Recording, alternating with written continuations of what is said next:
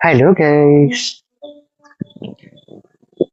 നോക്കൂ, രാഹുൽ മാങ്കൂട്ടത്തിൽ ഇന്നലെ നടത്തിയ പത്രസമ്മേളനത്തിന്റെ ലക്ഷ്യം എന്ന് പറയുന്നത് രാഹുലിന്റെ നിരപരാധിത്വം തെളിയിക്കുക എന്നുള്ളതല്ല. രാഹുലിനെതിരെ ആരോപണം ഉന്നയിച്ച മറ്റു സ്ത്രീകൾ ഒന്നും ഒരു വാക്കുകൊണ്ട് പോലും പരാമർശിക്കാതെ അവന്തിക എന്ന ട്രാൻസ് വ്യക്തിയെ വളരെ വളരെ ബ്ലേറ്റന്റ് ആയിട്ടുള്ള വീക്കായിട്ടുള്ള ഒരു ആരോപണം തിരിച്ചുന്നയിച്ചിട്ട് അവര് പറയുന്നത് നുണയാണെന്ന് തെളിയിക്കാൻ ശ്രമിക്കുകയായിരുന്നു രാഹുൽ. വിവരമുള്ള നമുക്ക് ഇന്നലെ അത് മനസ്സിലായി.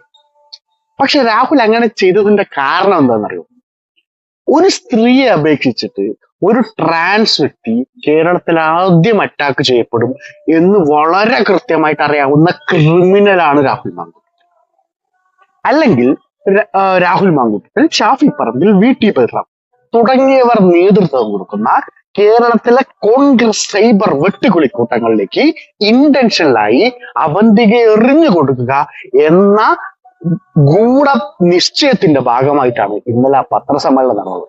ഇത് ചോറുന്ന നാട്ടുകാർക്ക് മനസ്സിലായി. രാഹുലെ മനസ്സിലായല്ലോ, വളരെ വ്യക്തമായിട്ടത് മനസ്സിലായിട്ടുണ്ട്.